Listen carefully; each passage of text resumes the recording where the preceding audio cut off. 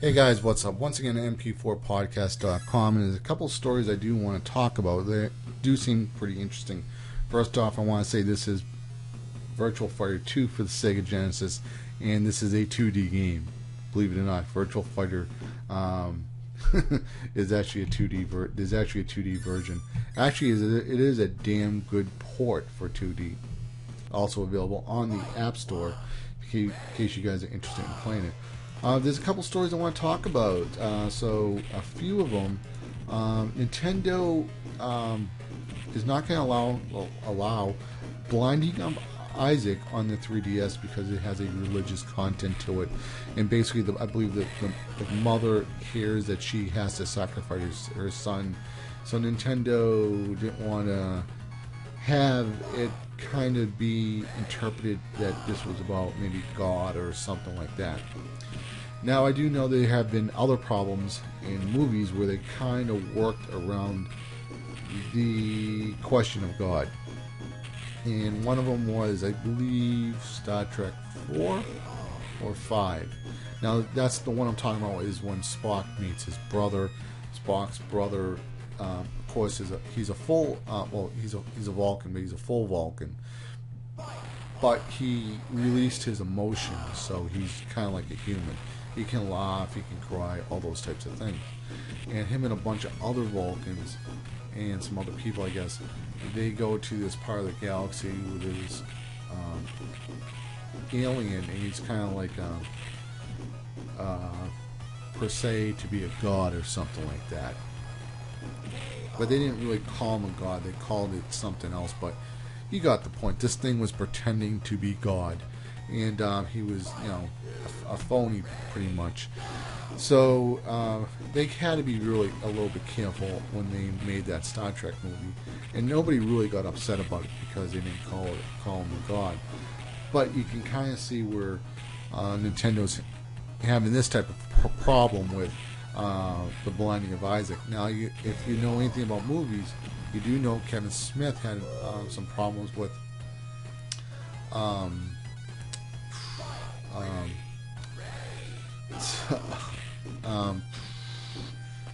brain fart. Can you believe that? I got a brain fart. Dogma. He had some problems with Dogma. It was actually kind of funny because Kevin Smith actually protested his own movie. So he got, like, him and his friend, they went and protested, and they made a sign saying Dogma is dog shit. And one of the reporters says, "You actually look like Kevin Smith." He goes, "Oh no, I'm not." There's actually a video of that on YouTube someplace. I'll try to find it if I can. But anyway, this game is available on Steam, so if you are interested in checking it out, it actually might be kind of a good thing that Nintendo banned it, because now it's going to get a lot of publicity. People are going to be more interested in playing it, and maybe the Steam sales will go up. So who knows?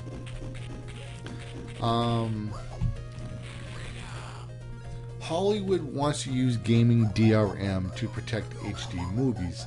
Now, this is actually a really bad idea, because people who buy EA games and Ubisoft games do know that DRM is fucking shit. I mean, you really have to understand how fucking bad this type of DRM is. That's in video games. It is utter horrible. It's fucking disgusting. You have to be online to play a game that you bought. You actually own the physical copy of the disc and so on. I would probably have to say, if I had to recall something that for DRM movies that was this kind of crappy, was the first version of DivX. Now, I'm not talking about the DivX where you go to divx.com.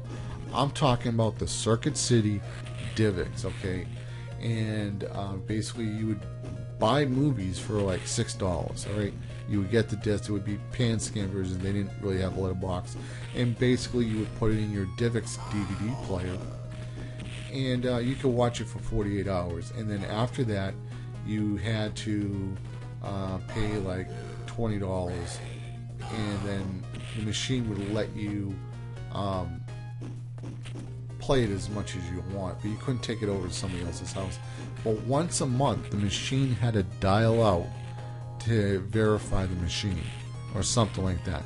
So imagine having, like you buy a movie off of iTunes.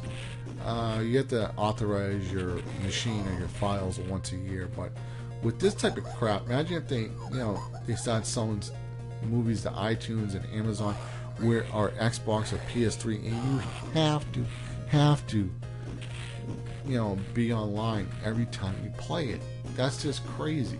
Sometimes my DSL goes down, and it's kind of shitty, to tell you the truth, because I really cannot watch any of the content that I buy off of Amazon. Now, why do I buy off of Amazon? Well, one, I don't want to back up what I buy, okay? I know that's kind of lazy, but, at the time I really didn't have a lot of hard drive space. And iTunes, if you don't back it up, or, your hard drive gets screwed up, you pretty much shit out of luck. Now, if you do email Apple, sometimes they do let you download one more time for free.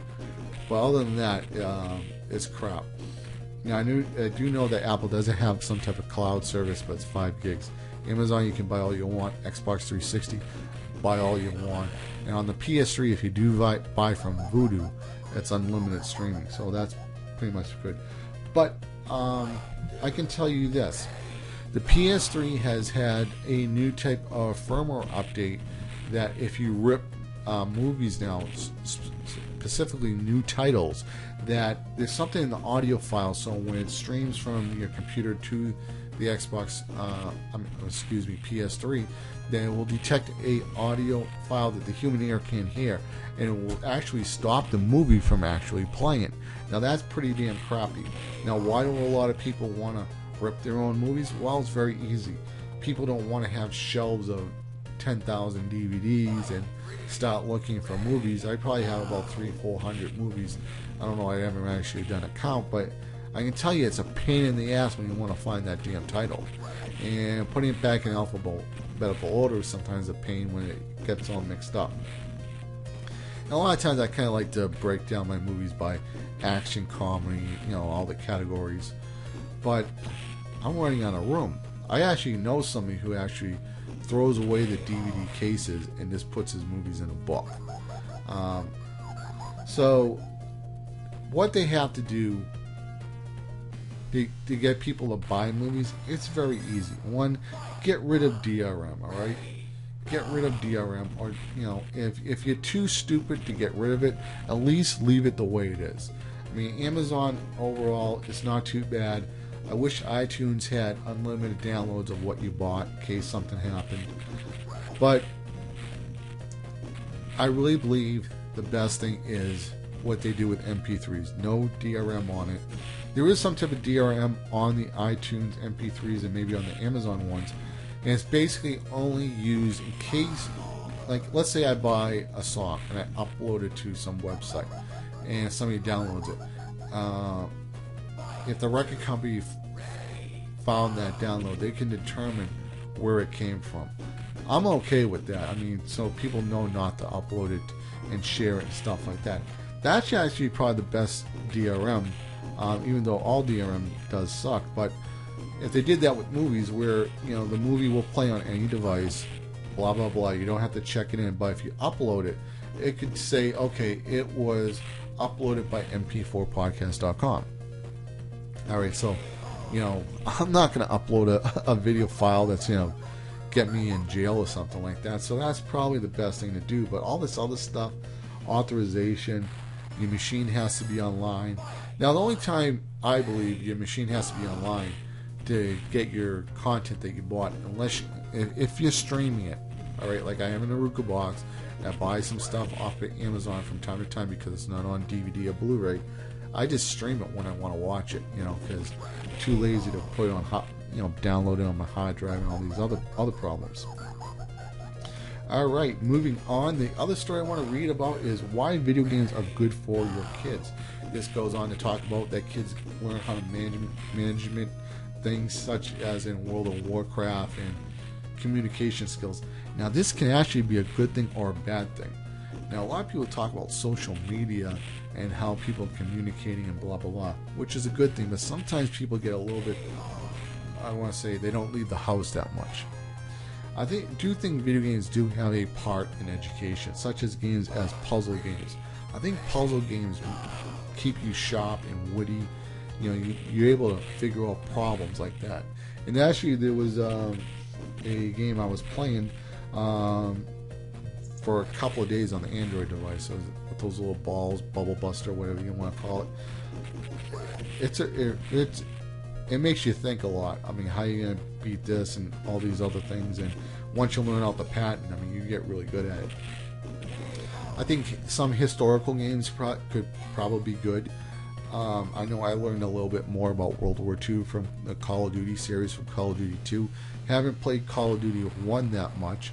I did play the demo, but there's probably other games like that where you can learn historically. And I also think maybe, you know, if you have the video game, maybe, you know, read the book, or while kids are reading. I remember when I was a kid with a history book. If they made a video game that went chapter to chapter with a history book, I think that would actually be a pretty good thing. And follow it really to the letter and make it as fun. Now, if there's parts where you can't make it fun in the video game, then maybe shorten it out. But the book would have to tell the more longer story. So, yeah, I'm in favor of that, but I think it has to be done right. Now, I do want to be very careful while saying this, okay? There's a lot of good teachers out there, but I believe a lot of good teachers haven't really been trained that well into teaching, and it's not really their fault. Now, my grandfather, when he came to the United States of America, he didn't know how to read. But how did he teach himself how to read? By reading funnies, reading the comics, okay, in the daily newspaper, because it's basically a sentence or a paragraph with a picture to break down the storyline for you. Now, a lot of kids have a problem with imagination. They can't really grasp words and then form a picture in their mind to help explain the story. So basically, one professor or educator found out that comic books actually do help kids read significantly better. And I can't remember that. I was CrossGen. That's what I was saying. I forgot. But there was a company called CrossGen back in 2005, and they had some really great comic books, kind of like Star Trek, Lord of the Rings, all those types of things. And if you can go to your local comic store and find them, they are some really good comic books. So check out CrossGen.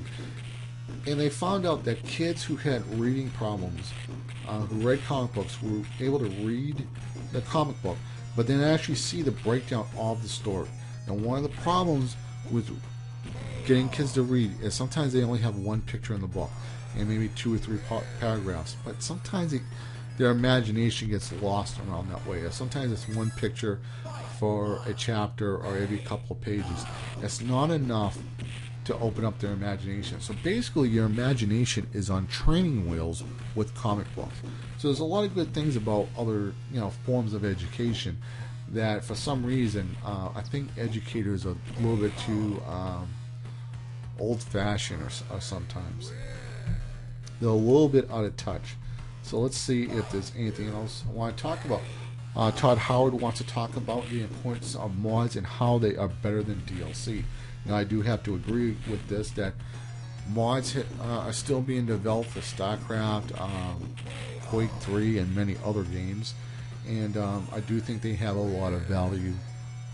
I still like the official DLC from companies because it's really integrated into the game. But if you look at Modern Warfare 1, there was just an update for that. Maybe 3 months ago, 6 months ago, there was a Star Wars mod that was actually pretty damn good. And also, people can make any type of mod they want. Even the first Half-Life from the 90s actually had a zombie mode. So it also allows people who want to get into gaming to give them some training into making mods and games and stuff like that and levels. So once again, guys, this is mp4podcast.com signing out. And remember, guys, reviews of iPhone and Android games are coming back. Take care. Bye.